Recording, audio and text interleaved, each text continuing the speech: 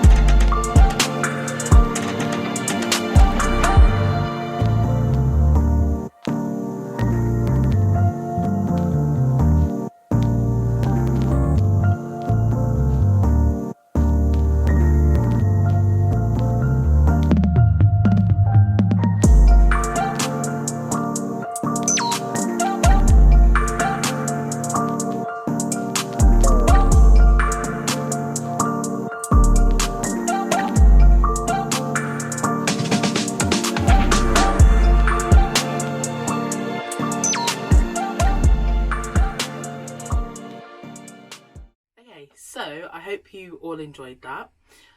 That was quite a small shoot with minimal people. It was during COVID, so yeah, like I think you could only have a max of 6 people on a shoot when productions were still allowed to run. So yeah, there's quite a lot to get through on this one. So I've written everything down like in my notes, and obviously like I'm going to be looking at it so that I don't forget anything or miss anything, so just like bear with me. But okay, let's get into it. Hiring a studio. This is very much dependent on your location or like where you want to work. Also it can depend on the day of the week that you want to shoot. Sometimes weekdays are cheaper and weekends are like extortion, obviously, because not always extortion, but it's because they're in higher demand. So a lot of studios tend to up their price on the weekend. Most studios shoot on a 4-hour or 8-hour slot, so that is half a day or full day. In London, half a day can start from around £75, and a full day can start from 120/150, obviously depending on the studio that you're looking to hire. As I said before, it also depends on whether you shoot on a weekday or weekend. You're also charged extra if you want to use their lighting, and that can come in at a cost of around £25. And of course, if you go over your time slots, they charge you extra for that as well. So if you're over your 4 hours or if you're over your 8 hours, they will charge you, I think it's usually around, some places actually are around £20, some are about 40-50. On a weekend, it can be anything as far as like £80. So lastly, when it comes to booking a studio, there are generally like 2 different terms, and they are editorial and commercial. So editorial is usually used for things like social media, not your website, social media, magazines, or should I say like publications, posters, nothing that's gonna be like used like heavily, if you know what I mean. So then commercial is for things like your website, television productions, film, anything like that. There are 2 complete different prices, and commercial price is always more because obviously it's got to be seen by more people. So I shot in Peckham in London. if you know where I was, then you know. And that price was 160 for full day. And actually, the guy was really nice to let me have it at an editorial rate, although I should have used a commercial rate. But at the time, like, I couldn't afford to pay the commercial fee, as it was like my first shoot and I had a budget. But yeah, I used a studio all day, so that was, what did I say, 160. Now let's move on to hiring a model or hiring models. So models are something that you can potentially get for free, but it depends on what your usage for the model is. A lot of stylists will do like testing shoots, and you can get models for free that way. And if you are doing like a brand shoot, you can also get models for free. What you basically do is, on any agency website, there is always a new faces board, and those new faces are models that are new to the agency. They don't really have a portfolio yet, and they are not really being paid to work yet. So what you can do is like approach the agency and say, like, I like XYZ from your new faces, would it be possible to hire them? You'll obviously like have to specify your budget, what you're going to use the images for of the model in, and 9 times out of 10 you can actually get them for free. But sometimes there is occasions where you will need to pay a fee for them. The fee might not be a lot, but it's dependent on what you want them for. But when you get a free model, it's like a collaborative kind of venture. But the thing you have to make sure you do is give the agency post-production images. So once you're finished shooting, once everything's been edited, you need to send them the images of the model so that they can update their portfolio and, you know, add images to their website for them. So for my shoot, I actually ended up hiring a model because of the type of model that I wanted and what I wanted to use the images for. So I ended up spending £255 on my model, and I know that may seem like a lot, but she was worth it. She had like the look that I wanted, so and it was within my budget for model anyway, so yeah, that's how much I spent.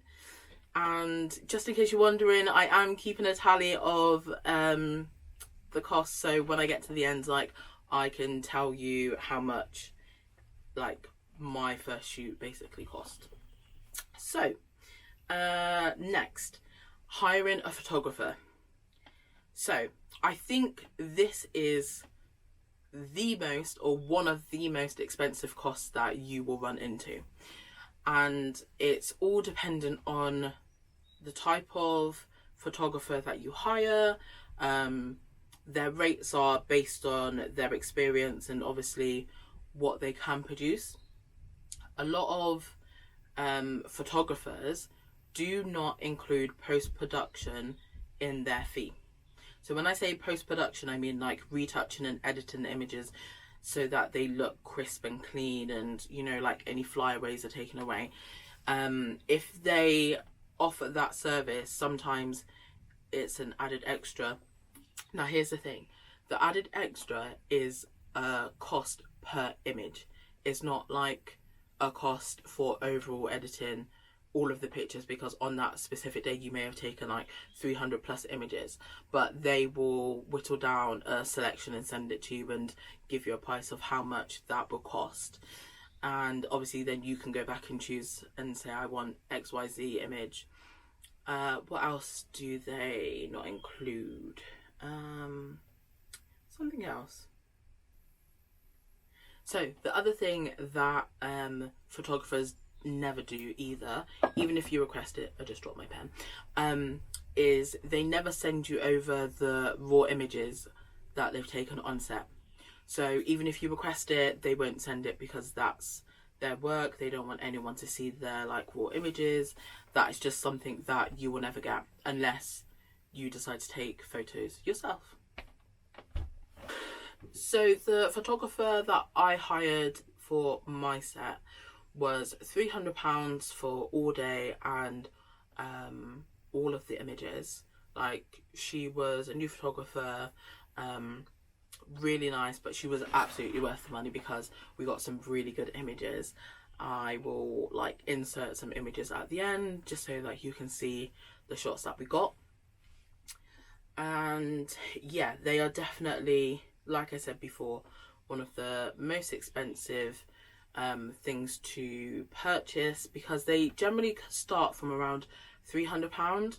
There are some photographers whose rates are like 500 all day, but as I said, it depends on what you want them for, where your location is. Like, prices do vary, so that is something to just keep in mind. And then, so those are the three main costs of a photo shoot. It's the hiring of the studio, the model, and the photographer. Retouching, if you hire like external retouching, I can't even give you a price on that because the retoucher that I use for this shoot was a friend of mine, and kindly enough, like, she did like a range of images for me, and I basically paid her by making her a hoodie and sending her homemade biscuits. So yeah, I can't give you a price on that, but generally it is just easier to go with the photographer and pay for like post-production unless you do it yourself. And I did actually edit a few of the images myself. You can do that Photoshop. I just like followed a few tutorials on YouTube and just kind of got like my editing skills that way. So things that you are likely to hire if you're doing like a full-scale shoot, if it's for fashion or like product imagery or anything like that. So you might need to hire a stylist, a makeup artist, a hair stylist. Sometimes a makeup artist can do hair, but a lot of the times a hair stylist cannot do makeup. So you may be able to get a rate for like a makeup artist that can also do hair. You may also need a behind the scenes like photographer or videographer, and you may want to have someone like dress your set, or you can like do that yourself. But those things are things that I fortunately all got free through friends and like family, and basically supplied them with lunch and breakfast, snacks, drinks like for the day. And then like my stylist, makeup artist, videographer, the like set designer, I basically just got them like a little gift bag to say thank you for like all of their help, because it was really appreciated, and I thought it was just like a nice gesture. When I did get lunch for the guys, well, for all of us including model, photographer, etc., that cost me £80, and that was within budget, but it's just because of the location where we were. I wasn't sure like what everyone would want for lunch, so it was easy to just do that. And then for like breakfast, snacks, drinks, all of that kind of stuff, that just cost me £15. So in total that was £95, which I think is a really good price, because if you were going to hire a makeup artist and or like a hairstylist, they can also come in at around £300 for the day. So where you can get things for free, or where you can get extra help from like friends, family, like do so, and just like explain to them like where you're coming from, what you need help with, what your budget is, if they're happy to do it for free or for food, or you know, whatever the case is, like definitely do that. So let's add up the pricing that I've spent for this shoot. So studio £160, model £255, photographer £300, breakfast, snacks and snacks throughout the day that was £95. So that came in at a grand total of £810. Now, you can do it cheaper, and I did do it cheaper on the following 2 shoots that I've done. I will go through those in a different video, but yes, you can get them cheaper, but it was my first shoot and I just kind of wanted to do it properly. I had a budget of £1,000 that I'd like saved up over like previous months. So I was well within budget, but there was one cost that I was not expecting. So the cost that I wasn't expecting was a speeding ticket and 3 points. This actually happened on my way home, and honestly, if I tell you it happened just within the last junction before I got off the motorway, you wouldn't even believe it. But that is what happened. So just slap an extra £100 on to that price. So it actually came in at £910. So yeah, that was honestly, can't even tell you how frustrated I was at that, because the day had gone so good. But yes, for you in the future, don't get a speeding ticket like me, and you'll definitely come like in budget. And just make sure that you look around for studio hires. In London there is loads, like mainly you will find decent or cheaper studios based in East London. That's where a lot of like bigger companies tend to shoot. And there are even some studios in like West London and East. A couple in South, I think, that are like you can pay by hour. They might have like minimum hours of like 2 or something like that, but they can come in a little bit cheap as well. I've shot in studios in Bristol, and I've looked at spaces in Bristol, and they are really reasonably priced. I know there's like a good reasonably priced studio in Birmingham. I've seen a few people shoot there, but in general there were just studios like all over the country. So wherever you are, you will be able to find studio space. And if you don't have studio space, the hack is, and I've done this before, I've done this like recently actually, you on Amazon you can just order like the backdrop and the stands. Order the backdrop like white photography paper, don't get the fabric one because it's not that good. But when you order the photography paper, and if you've got like a decent enough camera at home, then you can just get someone to take the pictures yourself. Also get lights if you need lights, like get like a big box light, or sometimes even the ring light is bright enough. And if you shoot in daylight and you're in a set like a kind of like a white room or a bright room, like your images will come out really nice either way.